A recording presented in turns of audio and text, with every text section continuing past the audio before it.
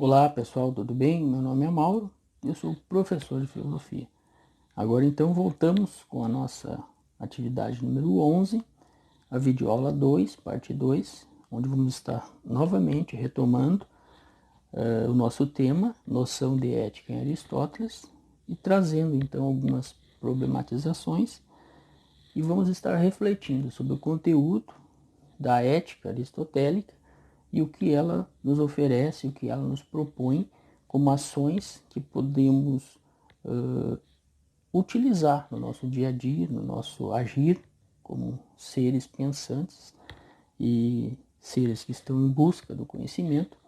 Vamos estar então debatendo, trazendo aqui nesse contexto dessa videoaula alguns conceitos a serem abordados, refletidos, baseados então no texto que foi proposto, Ética Nicômaco de Aristóteles, um trecho dali onde foi retirado um pouco desse conceito da ética aristotélica, que nos traz então uma reflexão, e a partir dessa reflexão vamos estar trazendo aqui alguns conceitos, algumas abordagens, e podemos então fazer um fechamento desse nosso conteúdo proposto para essa atividade da videoaula 2, tanto na parte 1 como na parte 2. Estaremos então agora fazendo um fechamento e concluindo essa etapa do nosso curso. Bom, dentro então dessa problematização, eu propus aqui 3 questões para nós refletir e a partir delas então trazer alguns conceitos que vão nos remeter a essa ética de Aristóteles. O primeiro então, o que é a ética para nós? O que é essa ética? O que nós entendemos por ética, né? Então temos que tirar essa noção e a partir dela relacionar com os conceitos dessa ética aristotélica e que ele propõe no seu livro, né, Ética Nicômaco. Também será verdade que todos nós buscamos ser felizes e que a felicidade parece determinar a escolha de nossas ações? Então, essa é uma problematização para nós refletir sobre a questão da busca da felicidade. Qual sentido pode ter a ética de Aristóteles na vida do homem moderno?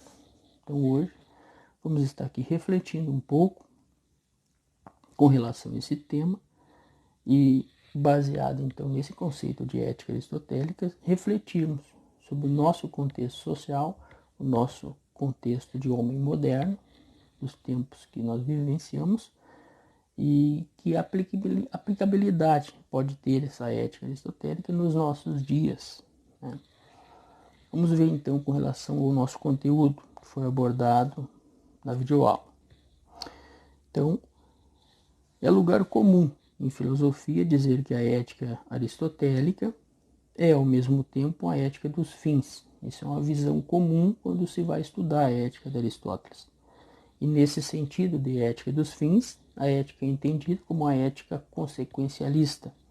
Ou seja, a ética consequencialista é uma tese, né, que diz que um agente é responsável tanto pelas consequências intencionais de um ato, como pelas não intencionais, quando previstas e não evitadas.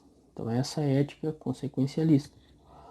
Já a ética do contentamento, também conhecida como a ética eudaimonista, é a doutrina então que acredita ser a busca da felicidade, a vida, a principal causa dos valores morais, considerando positivos os atos que levam o indivíduo à felicidade.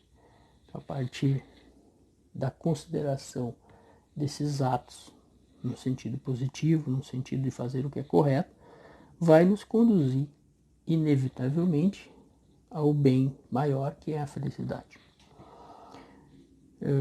Bem, então, bem mais urgente, podemos dizer que é importante ressaltar que a proposta da ética aristotélica se pauta, então, na ideia de virtude ou de excelência moral, na qual, então, exerce um papel fundamental, tanto na sua concepção antropológica, ou seja, dentro da ciência que estuda a espécie humana, quanto também na sua concepção metafísica, que parte então da investigação da realidade e transcende as experiências do sensível, né? Então, tanto no sentido antropológico, dessa concepção, como na concepção metafísica.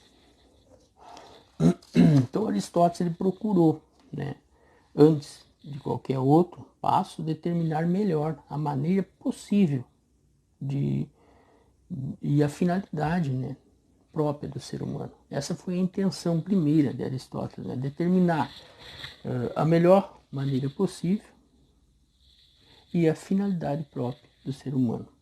Por isso, então, a primeira característica da ética aristotélica é a de ser finalista. Tem um fim, tem um telos, né? Em todas as suas ações, o homem visa, então, alguma felicidade. Na busca da felicidade, ele visa, então, as suas ações, elas tendem a buscar a felicidade. E também nessa busca eles alcançaram algum bem, né? Isso faz parte da finalidade do homem.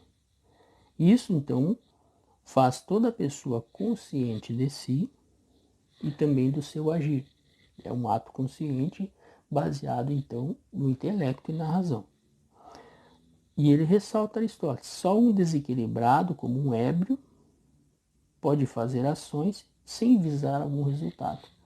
Então, Aristóteles, a citação de Ética Nicômaco, no livro 7, Aristóteles vai dizer, então, que só um desequilibrado, ou como um ébrio, pode fazer ações sem visar algum resultado.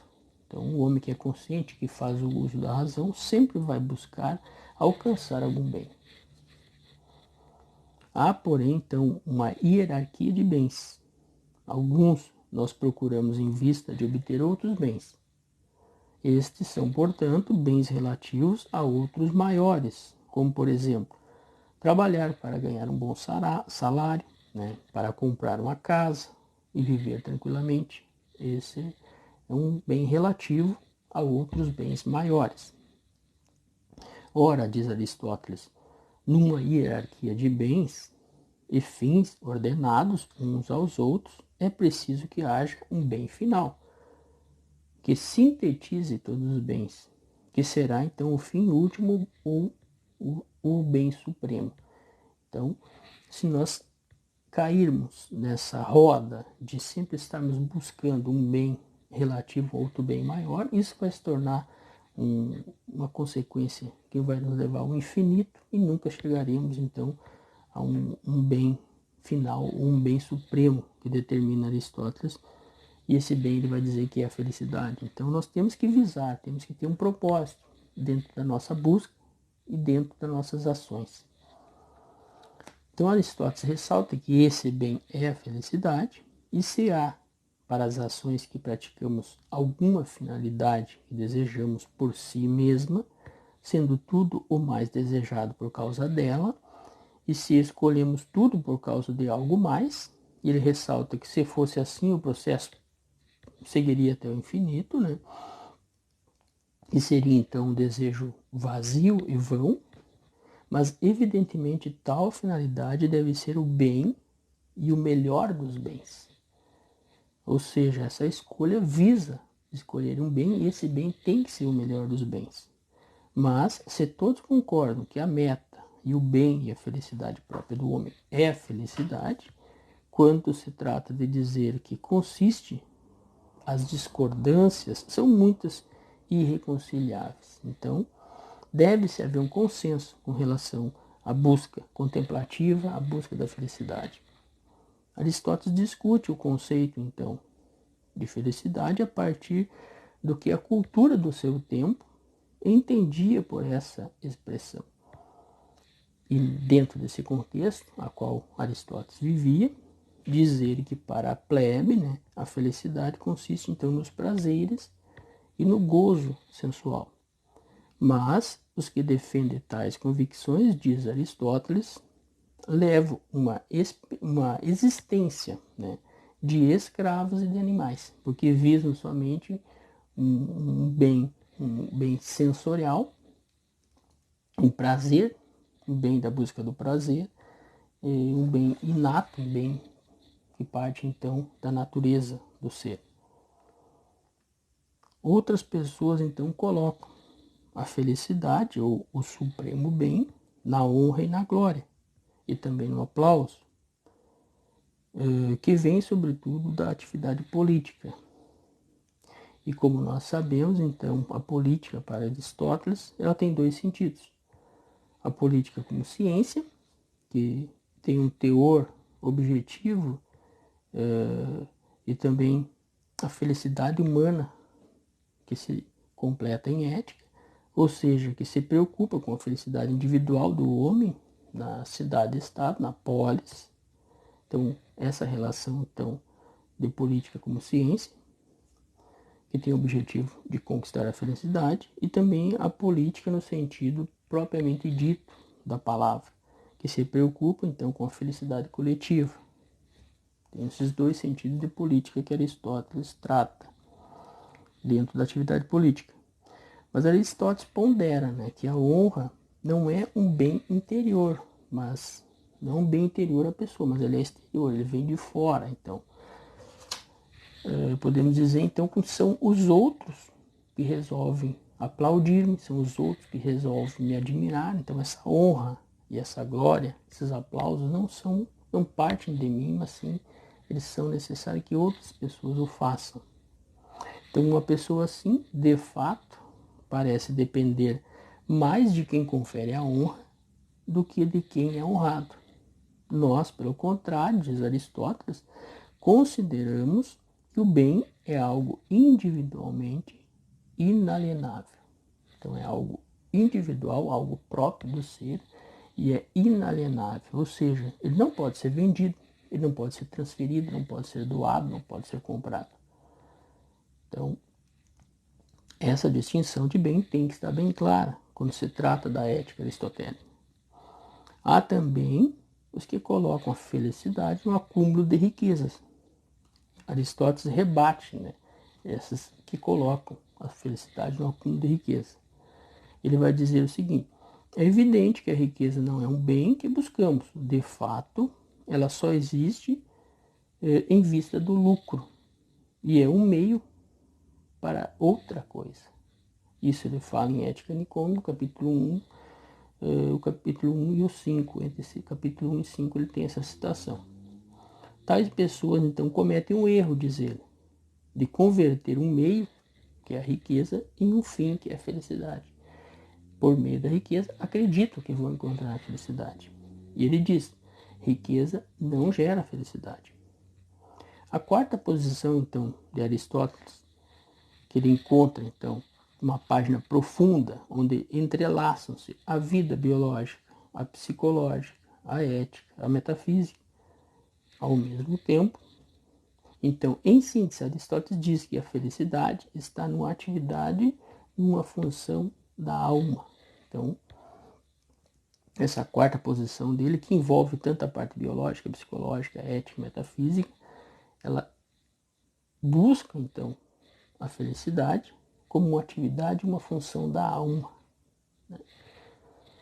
Indo adiante, então, que cada parte do homem cumpre uma determinada função própria e exclusiva, e assim a função do olho, diz ele, é olhar, assim como a função do ouvido é ouvir, a função do pé é andar. Mas a pergunta é, se cada parte exerce uma função própria, não haveria uma função do homem como um todo? Qual seria esta função exclusiva? Responde Aristóteles, não será simplesmente o viver, pois também os vegetais vivem e se nutrem e crescem. Nem será sentir prazer e dor, pois estes sentimentos existem também nos animais. Mas então ele reflete e pensa, mas o pensar, que não existe nem nos vegetais e nem nos animais, então ele é exclusividade do homem.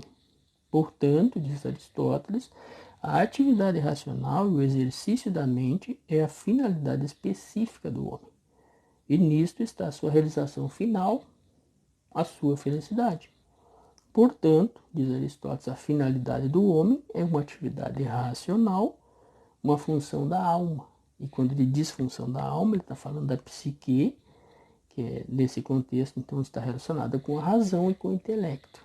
Então, para o homem, a atividade fim, aquela atividade racional, contemplativa, que busca uma finalidade, que busca um fim específico para o homem, ela só é alcançada quando o homem, então, através da sua atividade racional, ele encontra a felicidade. Então nós, nos dias de hoje, temos que ter por base um exemplo de Aristóteles, da sua ética aristotélica, e fazer então o uso da razão, seja nas decisões que tomarmos na nossa vida cotidiana, profissional, na educação, onde estivermos. Fazer o uso então da razão, do nosso intelecto, para enfim buscarmos os melhores meios de completar as melhores ações, sempre visando um fim, visando uma ordem que transcenda, então, para uma finalidade correta, uma finalidade boa, justa, e assim vamos estar, então, contemplando da melhor forma possível uma vida ética, no sentido moral, envolvendo, então, a cidade, a comunidade em que estamos inseridos, baseado num comportamento ético, dentro de um contexto moral. E assim seremos, com certeza, pessoas mais realizadas, se observarmos e tivermos como exemplo, então, essas noções que Aristóteles nos trouxe sobre a ética. Sendo assim, então, finalizo aqui a nossa videoaula 2, parte 2, e desejo a todos bons estudos.